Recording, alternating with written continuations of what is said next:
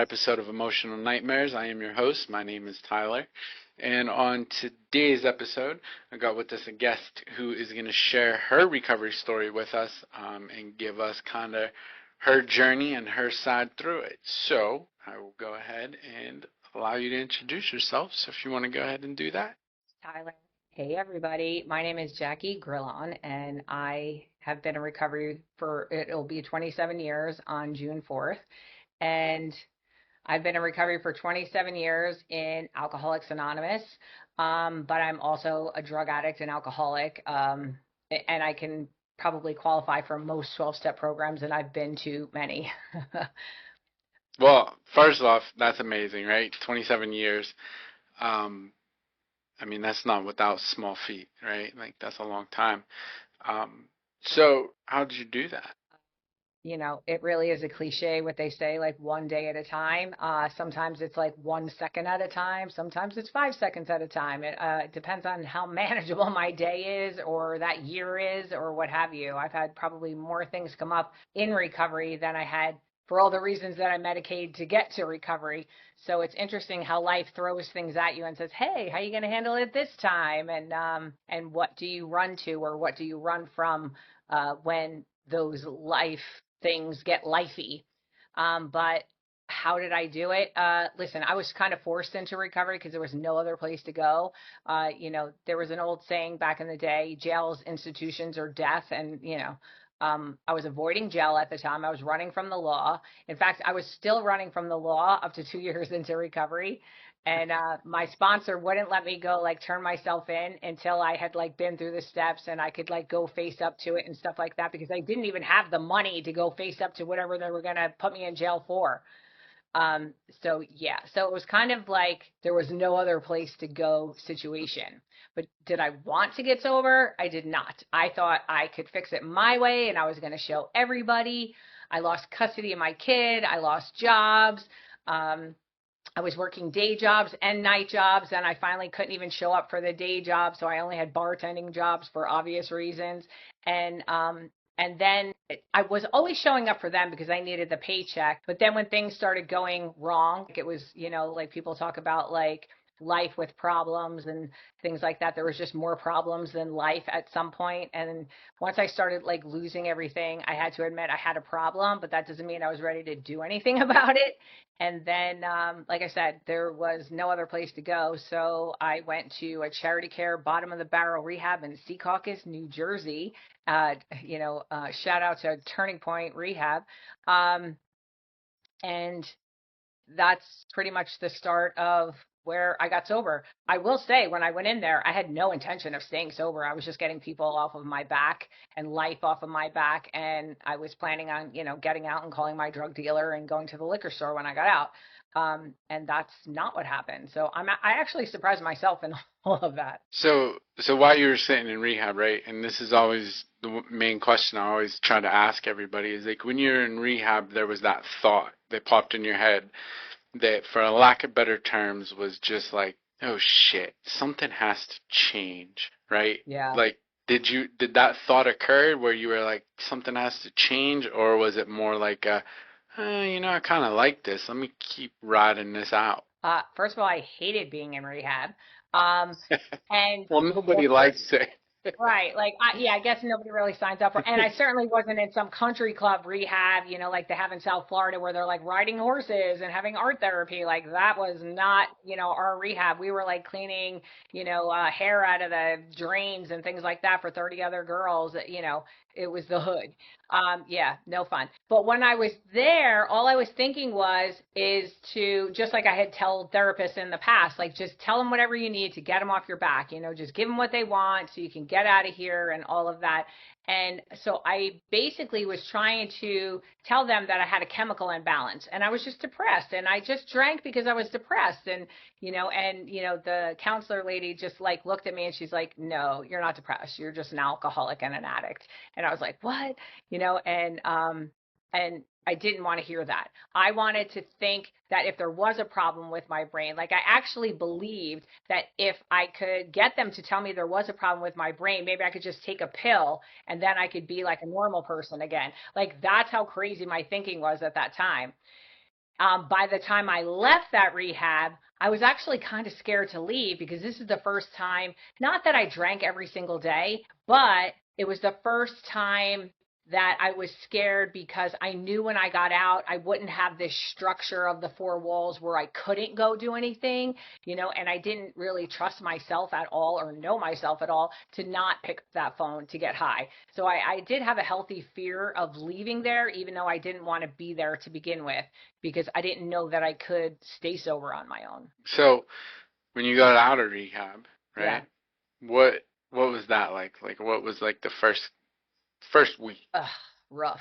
All right, so I get out. They say, go to a meeting, raise your hand, and rat yourself out, and get a sponsor and all the things, blah blah. So I did go to a meeting, and believe me, I was like, I'm not doing any of that. I'm going, like I told you, I'm going to call my drug dealer. I'm going to the liquor store. I'm going to do whatever I want, like all my ego, whatever my brain is telling me.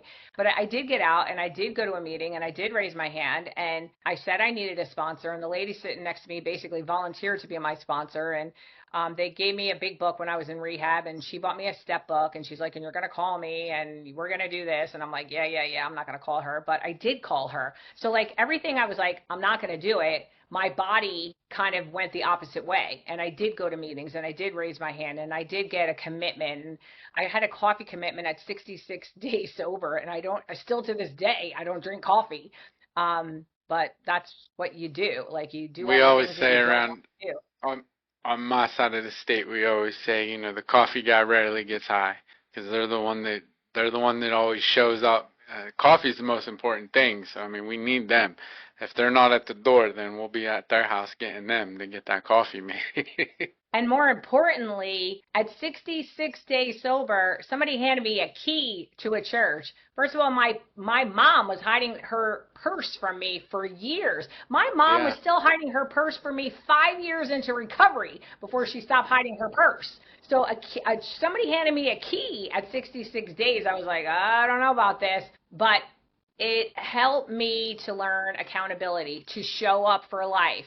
Because I didn't know, how to show up for life. I wasn't showing up for life clearly before that. And I had to show up, like you said, because those alcoholics need their coffee. And if you're Right. not there making that coffee, you're going to hear it. And believe me, I've been to plenty of meetings over the years where the coffee person didn't show up, or maybe they did relapse and nobody knew where they were and there was no key, so that's definitely happened. But for whatever reason, I wasn't going to be that person. I knew people were counting on me and I did show up. Nice.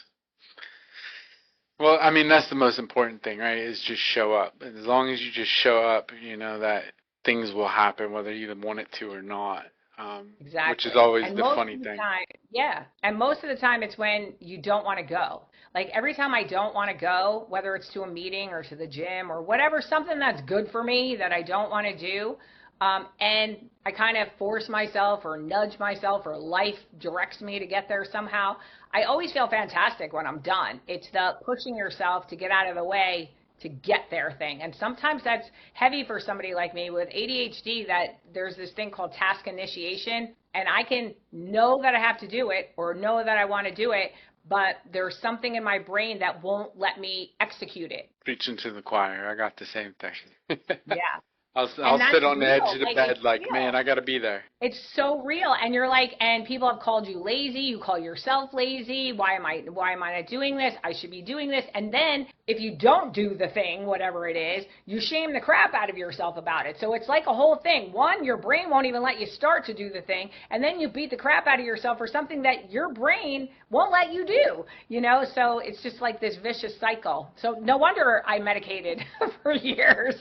Absolutely. So we're getting sober, right? So I always say to, like, at least to my clients and to, like, everybody I talk with, sobriety isn't rainbows and sunshine. Absolutely not.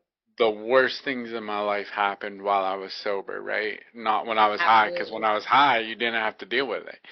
I didn't have to feel a thing. I could just get higher. Right. So before we started this, right, you had talked about how you even took yourself to Al-Anon, right?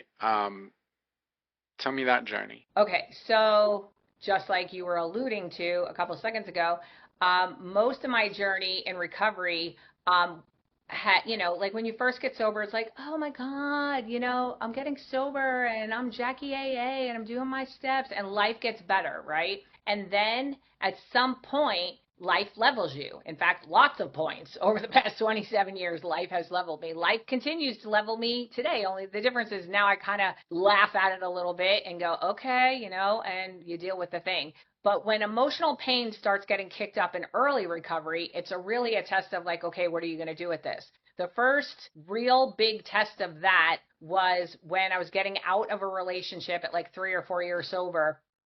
And there's this thing in AA where they're like, no relationships for the first year. But what they should be telling you is, well, if you do get into a relationship, watch out for when you break up or it doesn't work Yeah. out, and give you tools for that, because they don't really give you tools for that part. So for somebody like me, because of the ADHD, right, we also have this thing called rejection sensitivity dysphoria, and that makes any kind of perceived or real, so it doesn't even have to be real or imagined, rejection or abandonment over the top. So when this relationship went bad, I literally, physically, in every cell of my body, felt like I was going to die. And of course, I get the things from all normal people. Oh, you're overreacting. Oh, it wasn't that bad. Oh, you'll meet another Yeah. guy. Oh, blah, blah, blah. And now, on top of I have that going on, I also have the fact that I can't medicate it away, and the fact that I've never grieved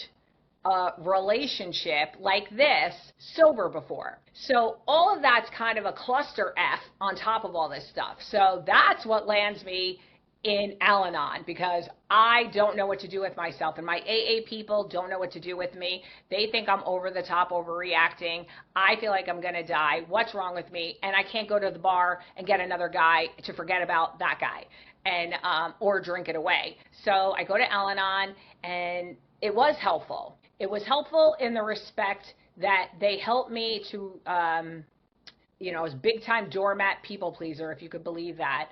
And when I went there, they helped me learn how to stay on my side of the street. They helped me to kind of separate the pain of that I'm going to die thing. And they helped me kind of get a little distance from that. They helped me learn to, with my people pleasing, they helped me to learn how to say no. And then they helped me to learn to follow through on my no. And then, and realize that, I had codependency issues and I have all the other things. And the fact that I was even friends with alcoholics qualifies me to be an Al-Anon.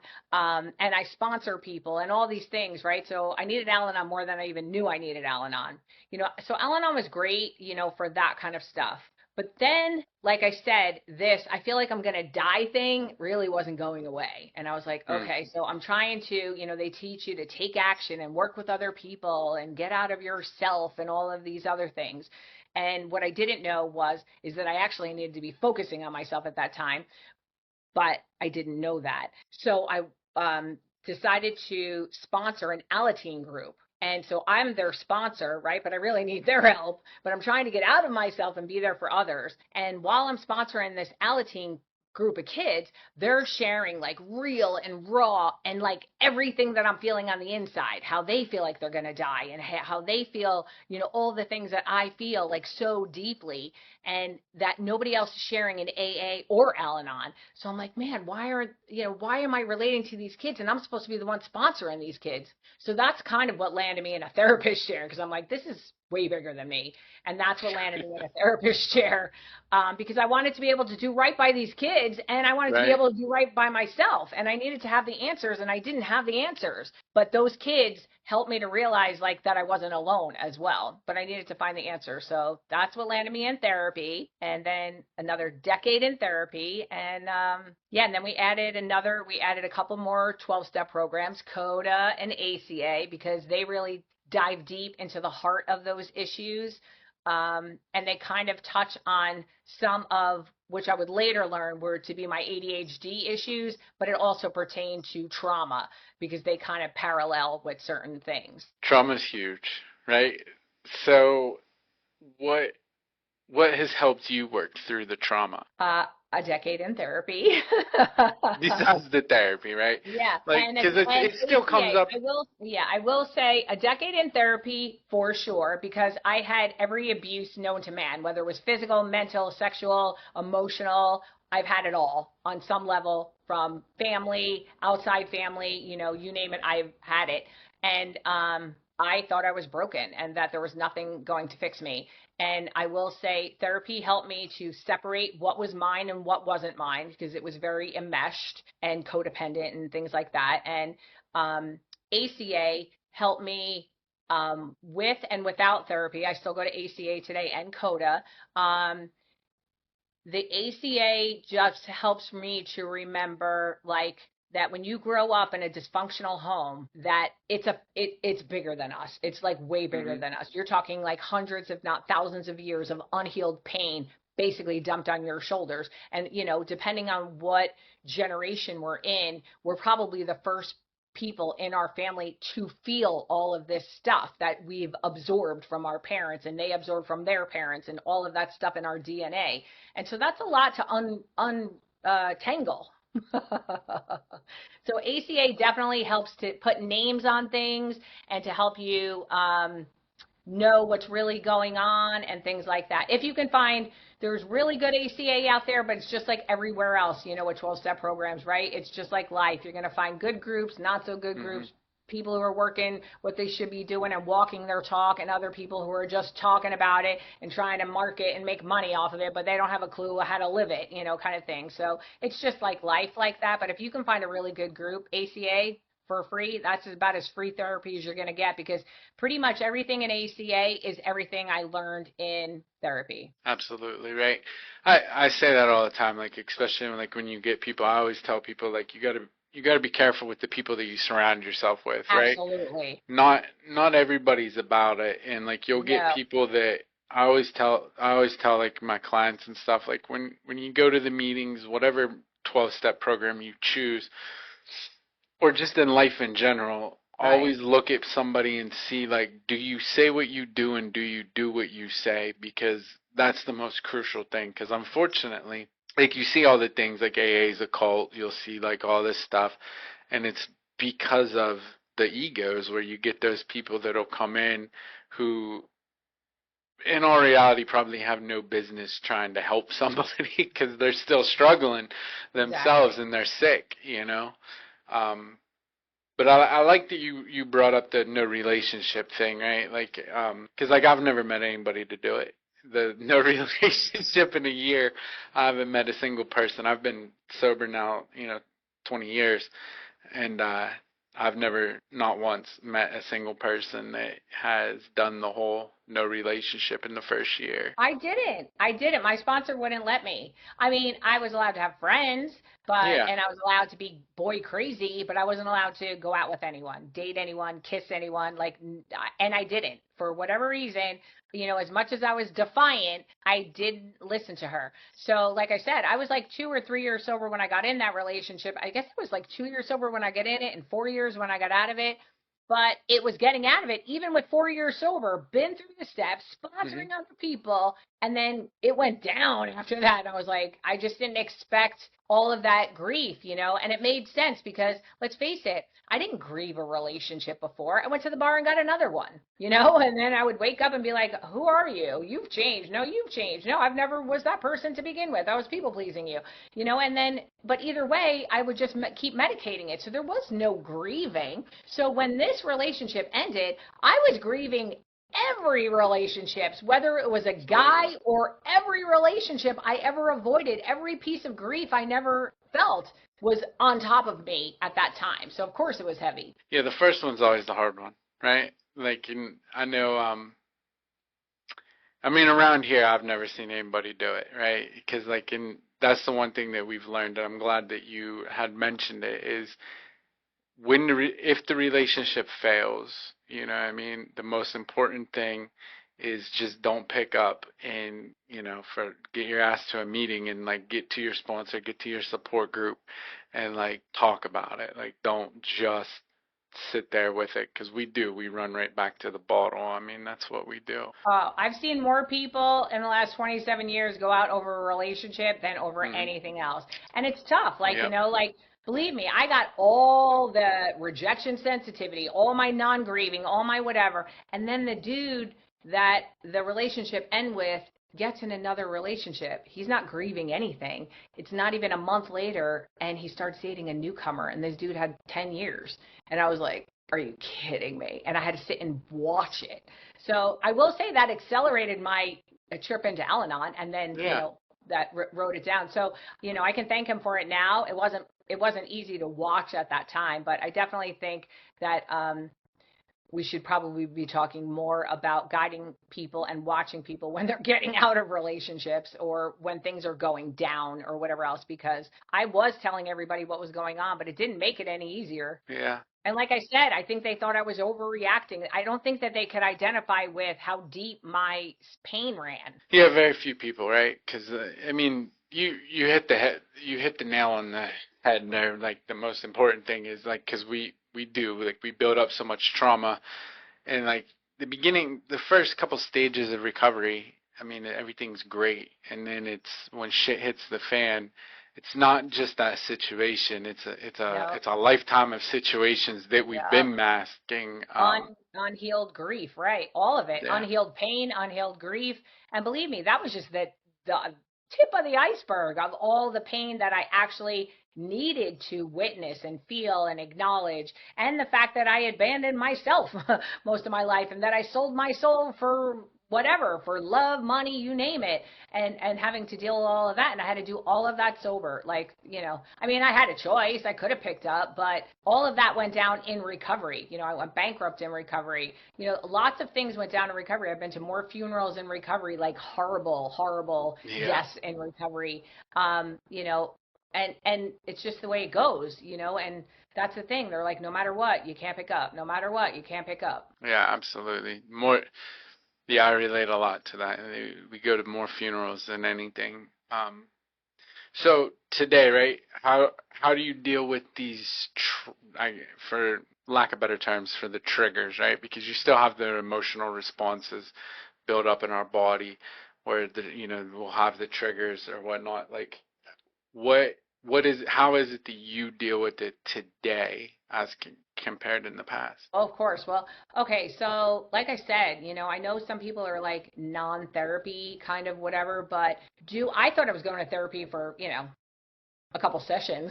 I had no plans on staying there for a decade by any means, or walking through all of the things that I had to walk through with them. But when I walked into therapy, was in a lot of pain. I also had a lot of rage in my belly that I don't have anymore. And that doesn't mean that I'm trigger free on anything by any means, because whatever triggers you is your work. What I am saying is that when you do unhook some of those things and deal with some of those old ancestral wounds, and you're removing the hooks from your body because you're witnessing and feeling and acknowledging those wounded parts of you, those parts don't get triggered anymore. That doesn't mean nothing gets triggered anymore. That just means, like, does that mean I never get angry? No, but I don't have that rage in my belly anymore, because half of the rage in my belly was my dad's and my mom's. So first I had to separate whose was whose. I had to keep my own, and then I had to get my own out of my body and do a lot of somatic healing and things like that and get it out. And now, instead of like my dad used to save it, store it, and blow up, I try to name it, claim it, and dump it. So if I'm pissed off, I'm a fiery Leo. I'm going to let you know right away. I'm not going to sit here and hold on to it and pretend I'm not. Like, I cannot pretend that I'm not mad about that. I'm like a volcano now. There's no saving, storing, and blowing up later. That would be harmful to me. So it's just different now. So when things come up and I get triggered, I know enough to stop, pause, get quiet, do what I need to do, make a phone call. I have a new therapist or whatever else, not the same therapist that I did all that work with, but like a current one, because I don't even live in that same state anymore, and run things off of them just for whatever. I have people in my life that love me enough to tell me the truth. And I also have people in my life that praise me. So, I don't, I'm not looking for people to blow smoke up my butt, but I'm looking for people to hold me accountable and for me to be able to bounce things off of honestly in reciprocal relationships. And because I have all of that going on, I don't have as much triggering things. Now, that doesn't mean, like in my day job, I got a lot of people who do a lot of things that are not so nice, and they get to keep doing that, but that doesn't mean that I need to stay there. I can have reciprocal relationships with people. I don't have one-sided relationships anymore. I get to say when I stay and when I go, and if somebody is like trying to push buttons, so to speak, like I know what they're doing, so even if they are, and I starts to feel any of that, I try to remove myself from that situation as fast as I can. And if that just means going into the bathroom, just putting distance between me and whatever is, trying to get me, so to speak, or whatever is being triggered within me, just to be able to create some distance with that or what have you. But I don't have those big emotional, dysregulated stuff going on since, I've done a bunch of work. But I'm not exempt from it. I don't think anybody is. No emotional outbursts. So. No. Yeah, I'm not like, even, and let me tell you, your DNA is the biggest one, right? So my sisters are the ones that can get me the most. So if I'm going to go down, it's going to be with somebody that I share DNA with for sure, because they know exactly what to say. They know where all the bodies are buried, and they know exactly what to say. And it's so cool when they say something to get me, and I'm like, nope. But then I'll think like, wow, look at me. I'm healed. I'm doing well. And then a month from now, we're just having a cup of coffee or something and it's benign. And then all of a sudden they say something that's loaded. I'm like, are you freaking kidding me? So you never know. Like it's like grief. It just comes out of nowhere sometimes, but it's what you do with it when it does happen. That's the thing. Like, how far do you let it go? There's no more screaming matches. And there was lots of screaming matches, like over the top. Terrible, toxic, wasteland stuff. Yeah, of course. I mean, they kind of go hand to hand with just addiction anyway, right? Because like when we get sober, we don't know how to regulate any emotions. So, definitely. Okay. So you got out of Jersey, right? I got out of Jersey. Now I'm in North Florida, if you can believe it. I mean, you can still watch the Rangers game, right? Absolutely. No, I'm just making jokes. So, all right. So, what do you do today for self-care? Lots of things. So, I protect my peace for sure at any cost.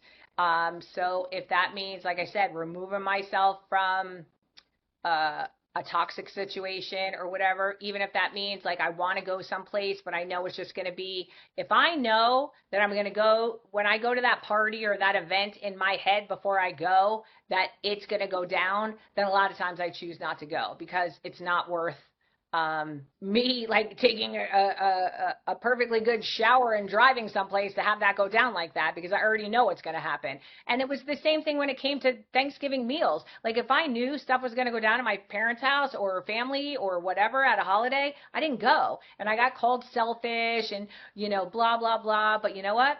I have my peace and I'm okay with that. And there was plenty of Thanksgivings when I went and like fed the homeless, and I had a better time than I ever did sitting around watching people get loaded at the, Thanksgiving table and like wanting to kill each other. So I just try to protect my peace, whatever that looks like, whether it's, going out in nature or just putting distance between me and toxic. And believe me, you can't go outside without walking into some kind of toxic. I can't walk into the food store without walking into it. So it's a matter of, what do you do? What's your self-care game look like? For me, it's protect your peace at any time. And that was never a priority when I first got sober. I didn't want peace in my life. Peace was boring. And now peace is a priority. I like that. I wish more people understood how to set that boundary of, doesn't matter if we're family. Like if you guys, Absolutely. like if you're going to be drinking the whole time, go. And like the difference for us, right, is like if I take a drink today, I'm gonna go commit a felony, and like people don't understand that, right? They get on this mindset of, well, you can, like at least my family, right, is very big on like, well, you could have one drink, you've been clean long enough, and I'm like, yeah, but like I'm gonna commit felonies. Like within minutes, I'll have like 10 felonies done. So Yeah, like a lot that's of the people thing. don't get that. No, they don't understand that we have no control over if we put anything in our body. Like I can't have one potato chip. What makes you think I'm gonna have one drink or Yeah, smoke one joint or do one yeah. line or whatever it is? Like I've never done one of anything in my life. Well, yeah. I never got my seat in rehab because I knew how to do one line of heroin. Oh, well, You lucky know? you. Yeah, like I got there because I knew how to do way more than one, you know? Um, Exactly. That's the thing.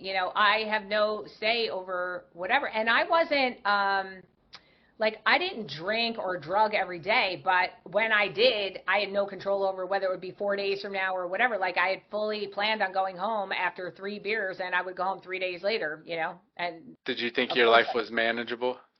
at the time, no, that's the thing. I knew that my life was unmanageable. Wrapping my mind around the fact that I was insane took a little more, but I knew what was going on in the way I was living my life was definitely insane, but I had to get with the fact that I wasn't in soundness of mind and my life was absolutely unmanageable.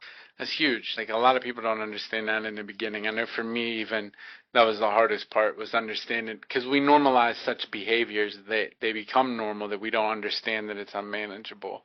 Right. I thought my home life was manageable. Sure, sure. No, so I haven't released the season yet, so technically this is the fourth season, but my third season, which starts actually next week, um, every single episode, because they're all newcomers that I spoke to, so every single episode is them saying, "Well, I thought I was a functioning alcoholic," or "I thought I was a functioning," and like to me that always cracks me up because I never realized, and even working in this field, because like I work at a drug and alcohol rehab center. And like so many people come in and that's their thing. Well, I'm functioning, I'm functioning. And it's like, are you really functioning? Do you even know what that means? So it's good that you at least realize that in the beginning that like, hey, I'm not really doing that good. Well, I mean, functioning like, okay, so let's put it this way. So, how I kept myself functioning while I was out there was I went to bars and clubs or wherever where people drank more than I did, not less than I did. Because if I went to places that drank less than I did, I might actually have to Yeah. deal with me. I might actually Yeah. have to look at what's going on. I went to places that were seedy, where they were terrible, so I could always point that finger and be like, I'm not as bad as that girl. I'm definitely not as bad as that guy. And that's what kept me out there longer. Yeah. That was my rationalization. That was my um, way of saying that I was functional. But in no way was I functional. Yeah, that cracks Listen, me we up. tell each other whatever we need to. Like, I've said this a million times. I was living out of my car until I donated my car and everything that was in it to the town of Montclair, New Jersey. Shout out. And then I was running from the law after that until, like I said earlier, for 2 years in recovery. But when that went down, I don't know what I told myself to make living out of my car okay and not paying rent, because I prioritized drugs and alcohol instead of rent. Yeah. I don't know what I told myself to make that okay, but I obviously did tell myself something to rationalize that and make it okay. And the difference is today is that there's nothing I can tell myself that makes like living out of my car okay. Yeah. No, I get that. It's funny that you said that. I was literally just talking about that today with a friend of mine because he's now sober. He just celebrated. I think he's got 15 now. We used to hang out in active addiction, but he used needles. I didn't, right? So I would always be like, well, I'm not as bad as you because like I just snort this and you shoot up. So yeah, yeah, it's funny that you say that. We were just talking about that. We Um, need a place to point the finger until we're ready to, yeah, take absolutely, responsibility. absolutely. So overall, right? So the people that are watching this, overall, what is it that you want them to understand the most? Listen, getting sober, uh, in some respects was the easiest thing I ever did, like putting the drink or the drug down. I think putting down cigarettes was the hardest thing I ever did, and I was like 4 years sober. I put down that cigarette, which is what landed me in therapy and Al-Anon, right?